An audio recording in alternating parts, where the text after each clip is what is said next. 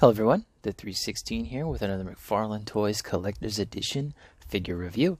This time I got the number 27 Mr. Terrific. I pity the fool. No, that's another Mr. T. Anyway, figure retails for $29.99. I believe I pre-ordered mine on Amazon. If you need the barcode, there it is. If you're looking for the figure, sides, pretty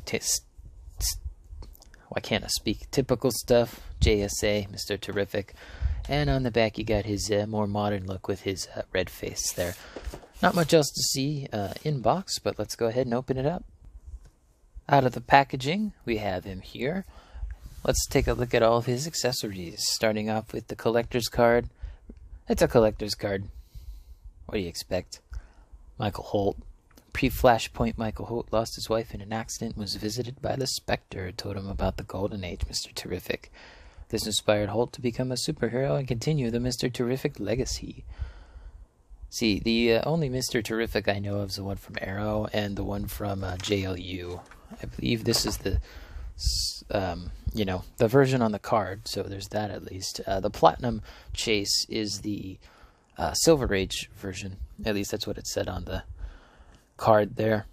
I honestly preferred this version. I like the red face paint. I just think it adds more visual interest to the figure.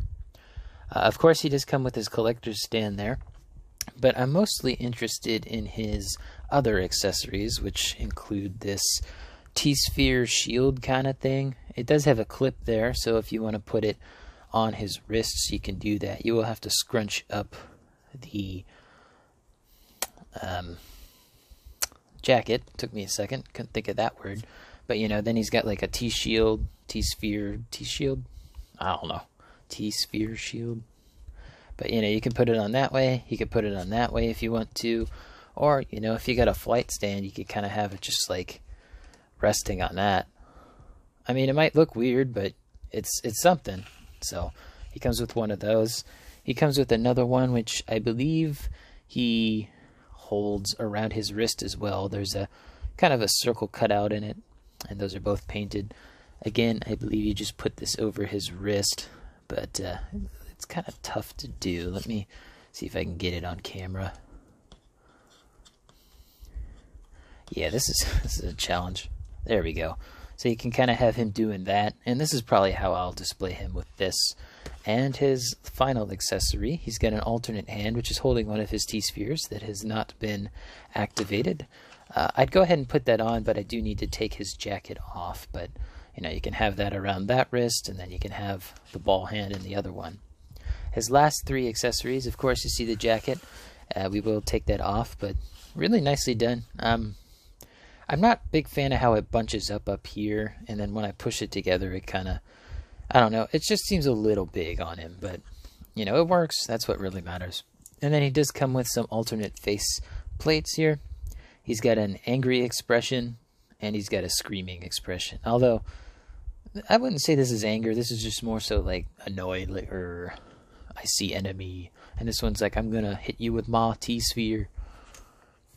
Let's go ahead and put those on. See how easy this is to get off.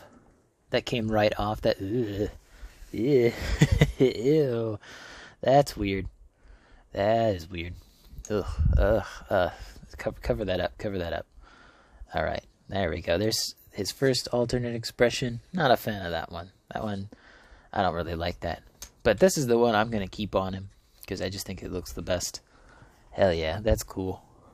There's so much expression in that screaming face, and it doesn't look misplaced or odd.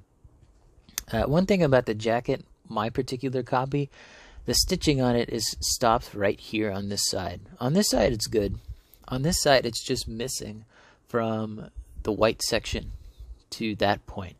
So that does kind of suck. Maybe I'll have him posed like that, but then you kind of see the material that they used, and again, not sure how I'm going to do that. Let's see if I can take the jacket off with his hands still on. Okay, the fist side's pretty good, but what about this hand? I think we're going to be able to do it. Let's see, come on. Hey, came right off, no problem. Awesome. And then we have him without the jacket. We can see a better look at all the paint on this figure.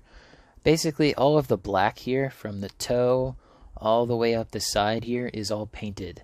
Same thing with this upper section, the skin tone. At least I'm pretty sure that's white plastic. Yes, so this figure is pretty much mostly white plastic painted. The arms are his flesh tone. They did a great job matching that color to that. It's pretty close. I'm not the biggest fan of the seam line on the face plates, but you know, it's hidden pretty well, and most of the time you're going to have him like that anyway. Hair sculpt looks pretty good. Let's see the back of the figure. Yeah, same thing, just the paint going all the way up. I do wish that the rotator cuff pieces were black, because if we look at the card art on the figure here, you can kind of see, or actually, you know, flesh tone probably would have worked better now that I'm looking at it. But he doesn't have any of the red paint around the rim of his shoulder cuff there, which, again, it makes sense just because of how Mcfarlane makes these figures. But he does have the fair and the play tattoos on him. I do like that. Now, of course, this is a Blue Beetle Booster Gold body, and it has alternate hands. So if you have any other alternate Blue Beetle Booster Gold hands that you want to use on this figure, it should be compatible. I don't see any reason why it couldn't. I'm just trying to think of a Blue Beetle Booster Gold figure that has that in black hands. Yeah, I'm not one's not coming to mind, but I'm pretty sure there is one.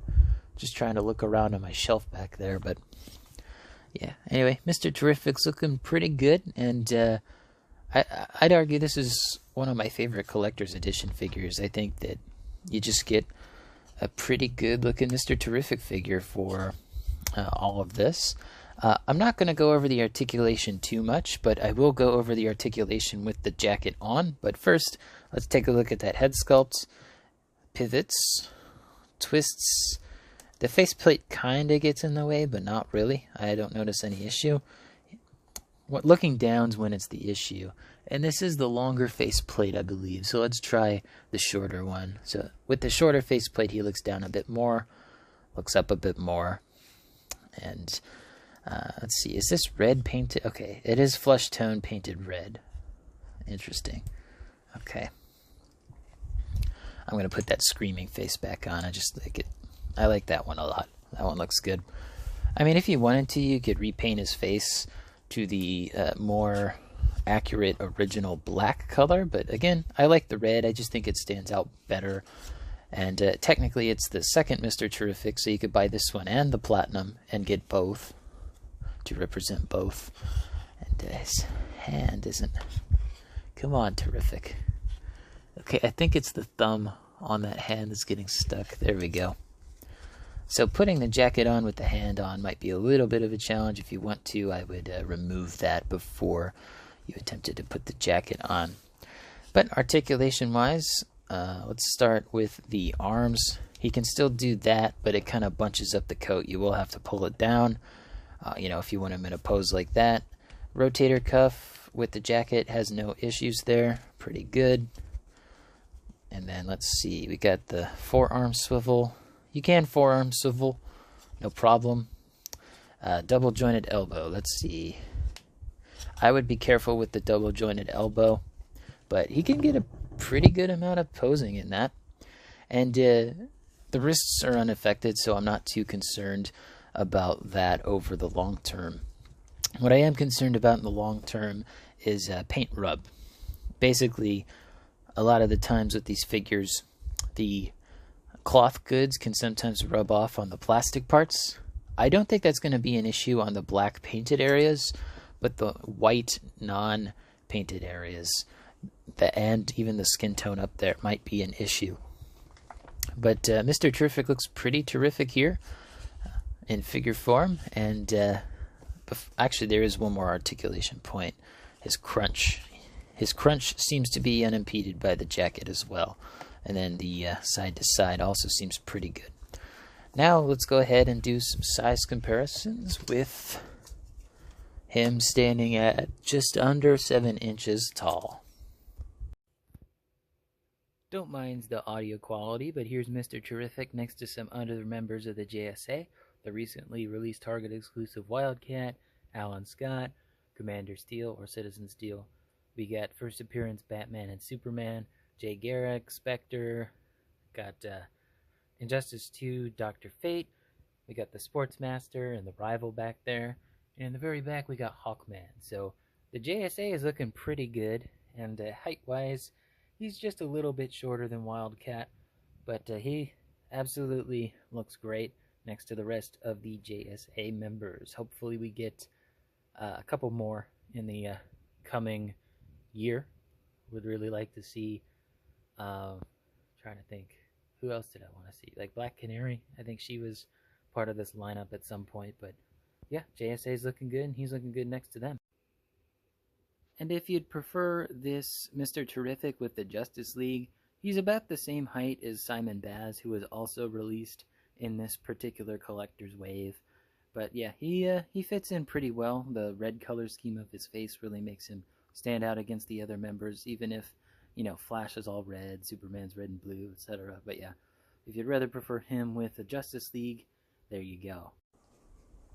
And of course, here we have him with the rest of the usual suspects, as I like to call them. Build-A-Figure Atrocitus, Gold Label Arkham City Batman, Jazzware Spartan Yoroi Halo, the AEW Unrivaled Samoa Joe, the Mattel WWE Elite 100 John Cena, Marvel Legends Scarlet Spidey, Star Wars Black Series Retro Card Boba Fett, G.I. Joe Classified Tiger Force Outback, Power Rangers Lightning Collection Dino Thunder Black, and the Jakks Pacific Sonic 3 Sonic.